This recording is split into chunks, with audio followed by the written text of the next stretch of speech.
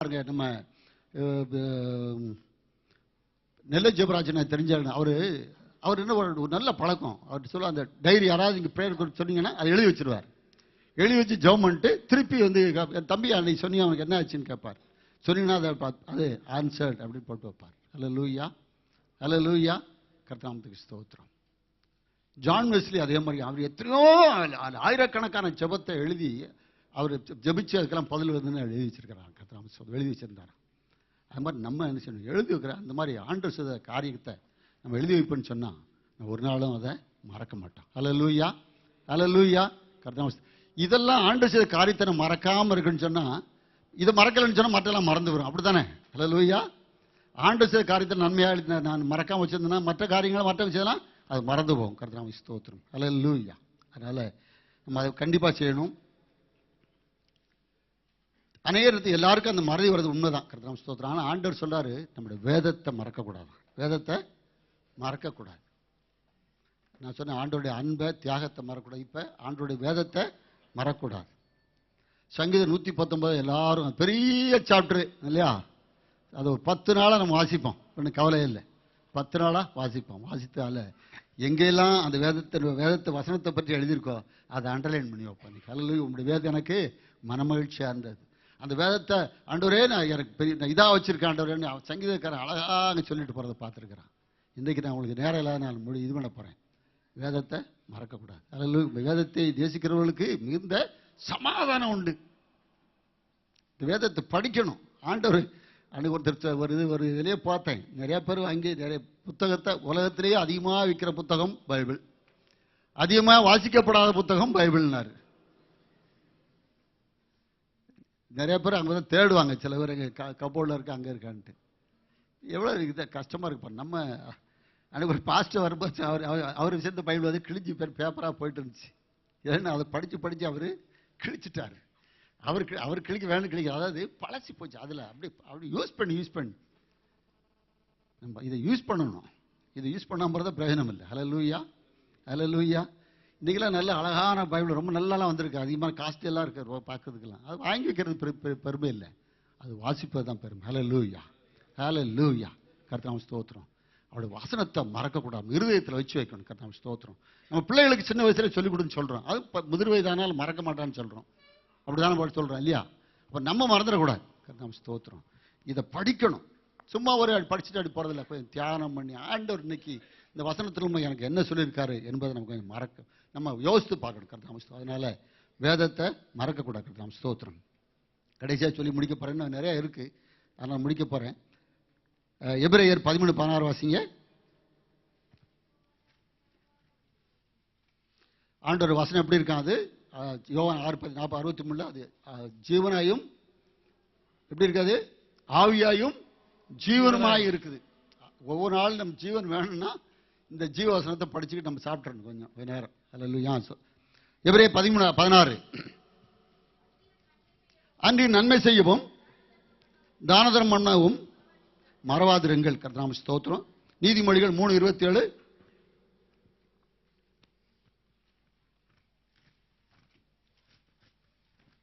3:27 நீதி. நன்மை செய்யும்படி உனக்கு திராணி இருக்கும்போது அதை செய்யத்தவர்களுக்கு செய்யாமல் இராதே. கர்த்தருக்கு ஸ்தோத்திரம். யாக்கோபு சொல்லும்போது அது உங்களுக்கு பாவம் என்று சொல்லி அதை பார்க்கிறோம். கர்த்தருக்கு ஸ்தோத்திரம். நான் இப்போ சொன்னேன், அந்த கஷ்டப்படுற கிறிஸ்தவர்களுக்கு பரிசுத்தவான்களுக்கு உதவி செய்யணும்னு சொல்லி கொஞ்சம் நன்மை செய்யணும். கையை கொஞ்சம் திறப்போம். அல்லேலூயா, திறக்கணும். பவுல் என்ன சொல்லாரு? நான் செலவு பண்ணப்படவும் செலவு பண்ண படவும் விரும்புகிறேன்னு சொல்றார். கர்த்தருக்கு ஸ்தோத்திரம். நம்ம அவ்விதமாக நம்ம நினைக்கணும். ஆண்டவர் நம்ம நினைச்சு பார்க்கணும். ஆண்டவருக்காக நம்ம ஏதாவது கொஞ்சம் நம்ம நேரத்தை செலவு பண்ணணும், பணத்தை செலவு பண்ணணும், நம்முடைய இது காரியங்களை நம்ம செலவு பண்ண பார்க்கணும். கர்த்தருக்கு ஸ்தோத்திரம். அல்லேலூயா, அல்லேலூயா, அல்லேலூயா. அதனால நன்மை செய்ய படிங்கள்னு வேதத்தில் போட்டிருக்கா எங்கேயாவது போட்டிருக்கா? நான் படித்த வேதத்தில் போட்டிருக்கு, நன்மை செய்ய படிங்கள்னு போட்டிருக்கு. படிக்கணும், அதை கொஞ்சம் கற்றுக்கணும். We should learn. மற்றவங்களுக்கு எப்படி உதவி செய்யணும் படிச்சுக்கணும். இப்போ துறை ஏதாவது பண்ணுறாருன்னா அவர் எப்படி உதவி செய்கிறான்னு படிச்சுக்கணும். மல்காசே ஒரு சர்ச்சை கட்டி கொடுத்தாரு, இன்னொரு சர்ச்சை கட்டிக்கிட்டு இருக்காருன்னா படிச்சுக்கணும். நம்ம பணம் இருக்கு, கொஞ்சம் கொடுக்கணும். அன்றைக்கி ஒரு சிஎஸ்சி ஒருத்தர் பார்த்தேன். ஒரு இடத்துல பார்த்தேன். அவர் சொன்னார், தயவுசெய்து நீங்கள் உங்களுக்கு இப்போ உங்களுக்கு குறை சொல்கிறாரு மற்ற விதத்தில். அவர் சொன்னார், இது வரைக்கும் நான் 13 சர்ச்சு கட்டி கொடுத்துருக்கேன், 14வது சர்ச்சுக்கு பணம் சேர்த்துக்கிட்டு இருக்கேன்னு சொன்னார். இங்கே இருக்கிற ஆள். நான் அதுக்குன்னு ஒரு பட்ஜெட் வச்சுருக்கேன், அதுக்குள்ளே தான் கட்டுவேன், அதெல்லாம் உண்மையை சொன்னார். நம்ம எப்படி இருக்கோம் யோசித்து பாருங்கள். கொஞ்சம் கொடுக்கணும், கொஞ்சம் செய்யணும். அப்போ ஆண்டவர் ஆசீர்வதிப்பார். அவர் இப்படி கதையை கொஞ்சம் பின்னாடி சொல்லிட்டு வந்தார், எப்படி இருந்தார் எப்படி வந்தார் அப்படிங்கலாம். நம்ம ஸ்தோத்திரம். நம்ம எல்லாம் நம்ம தசமாக கொடுக்குற உண்மைதான். அது ஆண்டவர் டெஸ்ட் பண்ணி ஆண்டவர் நம்மளை ஆசீர்வதிக்கிறார், உண்மைதான். நீங்கள் எல்லாம் கொடுக்கலன்னு தயவுசெய்து உங்களை குற்றப்படுத்துன்னு தயவுசெய்து நினச்சிக்கணும். நம்ம தசமாக கொடுக்குறோம், கண்டிப்பாக கொடுக்குறோம். ஆண்டவர் ஸ்தோத்திரம். அது மாத்திரம் நம்ம நான் சொன்னோம் இல்லையா, செலவு பண்ணப்போ கொஞ்சம் திராணிக்கு மேலே நம்ம ஏதாவது தியாகம் பண்ணுறோமான்னு சொல்லி. ஆண்டவராக இயேசு பரலோகத்திலேருந்து இங்கே ரட்சிப்புண்டா அப்படின்னு சொல்லியிருக்கலாம். அவர் சொல்ல ஆகும், அவர் அப்படியே மன்னிச்சிடலாம். இன்றைக்கி நிறைய பேர் கேட்குறானே, ஏன் இயேசு வந்து சிலுவையில் அறையப்படணும் இப்படிலாம் பண்ணணும்னு கேட்குறானே. அதை மாதிரி அவர் பண்ண அப்படி கஷ்டப்படாமல் பண்ணிக்கலாம். முஸ்லீம்ஸோட சொல்கிற அது மாதிரி பண்ணிக்கலாம். ஆனால் அப்படி இல்லை. அவர் எது பண்ணார்? தியாகம் பண்ணார். அல்லேலூயா. அன்பை அவர் வெளிப்படுத்த காட்டினார். அது மாதிரி நம்ம கொஞ்சம் அது கஷ்டப்பட்டால் தான் அது தெரியும். கர்த்தருக்கு ஸ்தோத்திரம். அல்லேலூயா. நம்ம அந்த நிலைமைக்கு போகணும். அவன் அந்த ஷூவை நம்ம போடணும், அப்போ தான் அது தெரியும். இல்லாட்டி நமக்கு அந்த இது தெரியாது. கர்த்தருக்கு ஸ்தோத்திரம். அல்லேலூயா. ஆகவே நம்ம திராணிக்கு மிஞ்சி ஏதாவது கொஞ்சம் செய்ய பார்க்கணும். திராணிக்கு மிஞ்சி கொஞ்சம் செய்ய பார்க்கணும். அதுதான் தியாகம், அதுதான் உண்மையான இது. திராணிக்கு இருக்கும்போது நம்ம செய்கிறது பெரிய எதுவும் கஷ்டம்னு கிடையாது. ஒரு 10 கோடி இருக்கிறவன் ஒரு 10 லட்சம் கொடுக்குறாங்க, பெரிய காரியம் கிடையாது. அல்லேலூயா. அந்த விதவை என்ன பண்ணா, தன்கிட்ட இருந்து எல்லாவற்றையும் போட்டா, எல்லாவற்றையும் போட்டா. அதனால ஆண்டவர் அவருடைய இதை இந்த வேதத்தில் எழுதி வச்சார். அல்லேலூயா. அல்லேலூயா. நம்ம அவ்விதமாய் நம்ம ஆண்டவருக்குன்னு கொடுக்கணும். அது கொடுக்க தானதர்மம் பண்ணதை மறந்துடக்கூடாது. யாக்கோபு சொல்லும்போது அதான் உண்மையான பக்தின்னு சொல்றாரு. அது உண்மையான பக்தி. அது பலின்னு சொல்றாரு. அது பலியின் மேல் தேவன் பிரியமா இருக்கிறான்னு சொல்றாரு. கர்த்தருக்கு ஸ்தோத்திரம். நம்ம காணிக்க அது தசம் இது ஆண்டவருக்கு கொடுக்கறது என்னது? அது பலி. அது ஆண்டவருக்கு பிரியமுள்ள பலி. ஆமென். கர்த்தருக்கு ஸ்தோத்திரம். அதை கண்டிப்பா செய்யணும். உதவிகளையும் கனியா ஸ்தோத்திரம் பலி சொல்றோம். அது ஈஸி. ஸ்தோத்திரம் ஏதாவது செலவு பண்ணுதம்மா, பேசும் கொஞ்சம் எனர்ஜி வேணா போகும். ஆனா கையை கடிக்கிற மாதிரி கொஞ்சம் நம்ம இது பண்ற மாதிரி பண்ணதான் உண்மையான ஒரு காரியம். கர்த்தருக்கு ஸ்தோத்திரம். அது உண்மையான பக்தி. அது மறந்துடக்கூடாது. அதுக்காக நீங்க வந்து அடுத்தவங்க ஆசை எடுத்து கொடுக்குறேன்னு அந்த மாதிரிலாம் இருக்கக்கூடாது. அப்படி இருக்க நம்மள்ட்ட இருந்து கொடுக்குற முடியும். அதாவது தியாகம் அப்படிங்கிறத நம்ம மறந்து போகக்கூடாது. கர்த்தருக்கு ஸ்தோத்திரம். ஆகவே தானதரம் பண்ணவும் இதை நம்ம மறந்துடக்கூடாது. கடைசியா பூர்வ நாட்களை மறவாது. உபாகம் 32:7 வாசிங்க.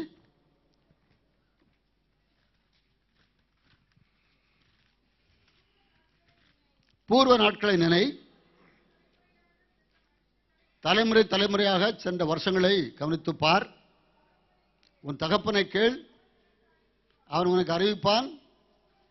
உன் மூப்பர்களை கேள், அவர் உனக்கு சொல்வார்கள். கர்த்தருக்கு ஸ்தோத்திரம். அல்லேலூயா. ராஜாக்கள் புத்தகத்தில் படிக்கும்போது பார்த்தீங்கன்னா, ஒரு ராஜா வந்து சின்ன வயசு, அவன் இள வயசு, அவன் ஏற்பண்ணா அவங்க அப்பா பண்ணதெல்லாம், ஆண்டவருக்காக உண்மையாக இருந்த பண்ணதெல்லாம் அவன் மறந்துட்டு அவனுக்கு ஏற்ற நண்பர்களை சேர்த்துக்கொண்டு தேவனுக்கு பிரியமில்லாத காரியங்களை அவன் செய்தான். ஆண்டவர் அவனை அகற்றி போட்டார் என்று பார்க்கிறோம். அல்லேலூயா. பூர்வ நாட்களை பார்க்கணும். நம்ம அப்பா அம்மாலாம் எப்படி வந்தாங்க. நிறைய கிறிஸ்தவ வீட்டில் இன்னைக்கு பிள்ளைகள் வந்து தருதலையாக போயிடுறாங்க. அவங்கெல்லாம் அப்பா அம்மா எப்படி அவங்கள வளர்த்தாங்க, எப்படி கஷ்டப்பட்டு அந்த நிலைமைக்கு வந்தாங்கிறத மறந்து போகிறாங்க. அல்லேலூயா. அல்லேலூயா. நம்ம அந்த மாதிரி மறந்துடக்கூடாது. அல்லேலூயா. அப்படி மறந்துடக்கூடாது. நம்ம பிள்ளைகளை மறக்கக்கூடாதபடிக்கு நம்ம வளர்க்கணும். அவன் எல்லாத்தையும் உல்லாசமாக இருக்க கொடுக்கக்கூடாது. நானே சொல்கிறேன், நிறைய பிள்ளைங்க அவன் கெட்டதெல்லாம் வாங்கி கொடுத்தனால தான் பிள்ளைங்க கெட்டு போகிறாங்க. ஆமென். அல்லேலூயா. நான் இன்னைக்கு சொல்கிறேன், நமக்கு வாங்கி கொடுக்க திராணி இருந்தாலும் அவனுக்கு தேவையாங்கிறத நம்ம வாங்கி கொடுக்கணும். இது எல்லாத்தையும் நான் பாஸ்ட் அடிக்கடி உங்கள் பர்த்டேலாம் அது சொல்கிறாருன்னு நினைக்கிறேன். தேவையானது மட்டும் கொடுக்கணும். கர்த்தருக்கு ஸ்தோத்திரம். ஏன் நம்ம கேட்குற ஜெபத்தெல்லாம் கேட்குறதெல்லாம் ஆண்டு கொடுக்கறது இல்லை? ஏன் கொடுக்கறது இல்லை? கேட்டு போயிடும். ஆமென்.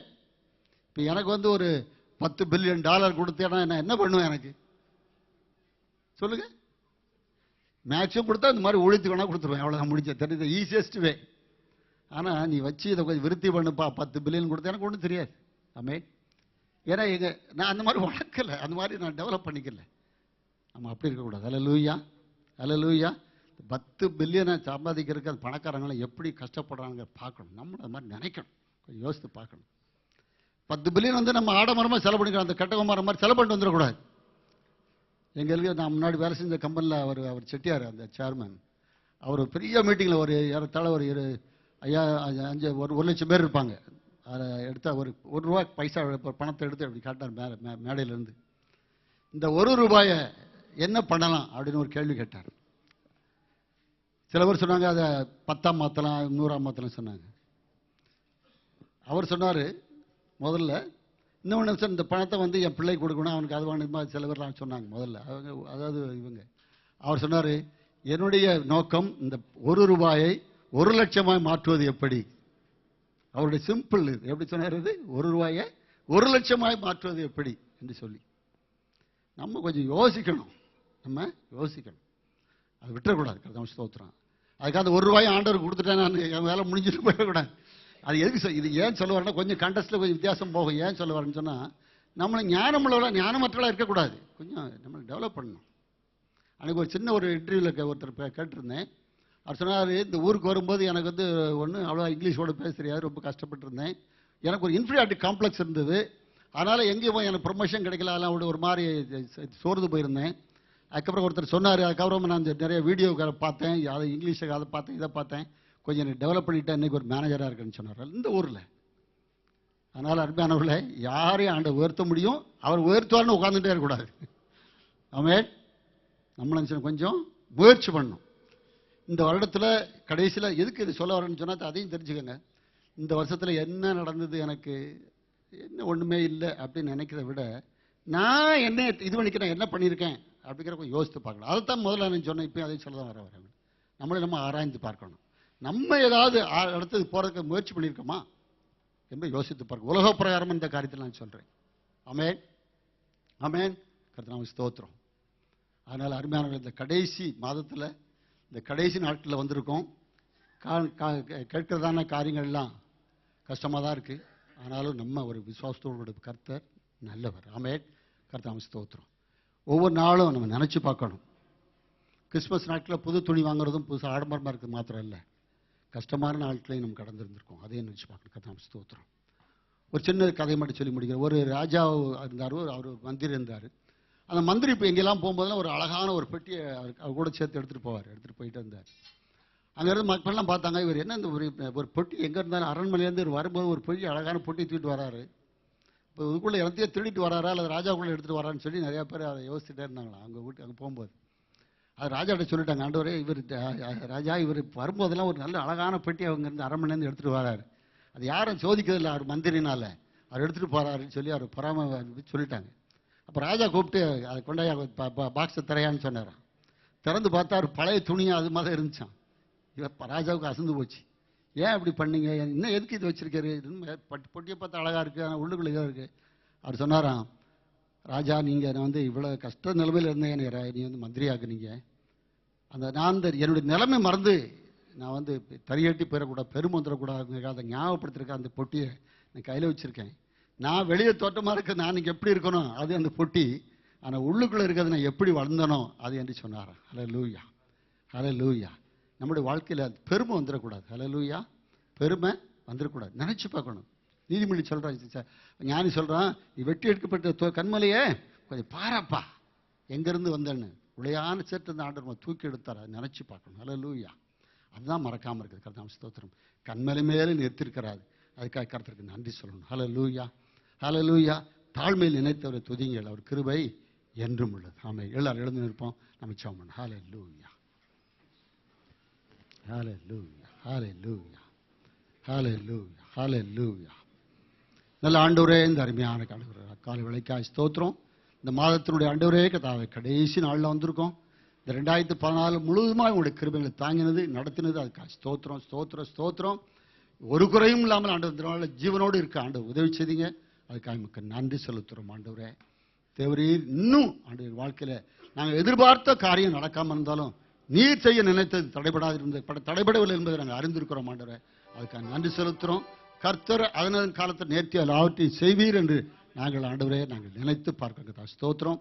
உமக்காய் நாங்கள் செய்த காரியத்தை நீ மறந்து போகிறதற்கு ஆண்டவரே நீ அநீதி உள்ள தேவன் அல்ல. ஆண்டவர் அதுக்காக ஸ்தோத்திரம், ஸ்தோத்திரம், ஸ்தோத்திரம்.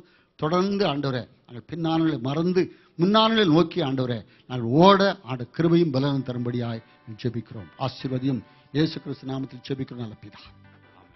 நம்முடைய கர்த்தராகிய இயேசு கிறிஸ்து கிருபையும் பிதாவாகிய தேவனுடைய அன்பும் பரிசுத்த ஆவியுடைய ஐக்கியம் அந்யோன்யத்திலும் நம் அனைவரோடு இன்றும் என்றும் எப்பொழுது இருப்பதாக.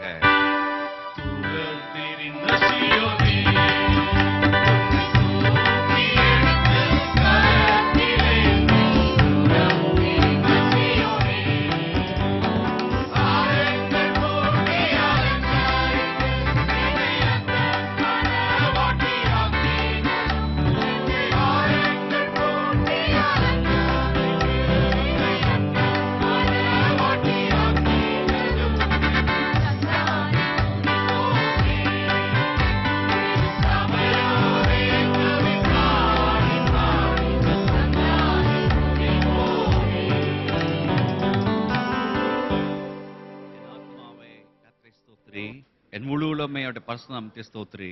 என் ஆத்மாவே கர்த்தரை ஸ்தோத்திரி. அவர் செய்த சகல பாவங்களையும் மறவாதே. ஆமென். ஹல்லேலூயா, ஹல்லேலூயா. கர்த்தருக்கு ஸ்தோத்திரம் உண்டாகட்டும்.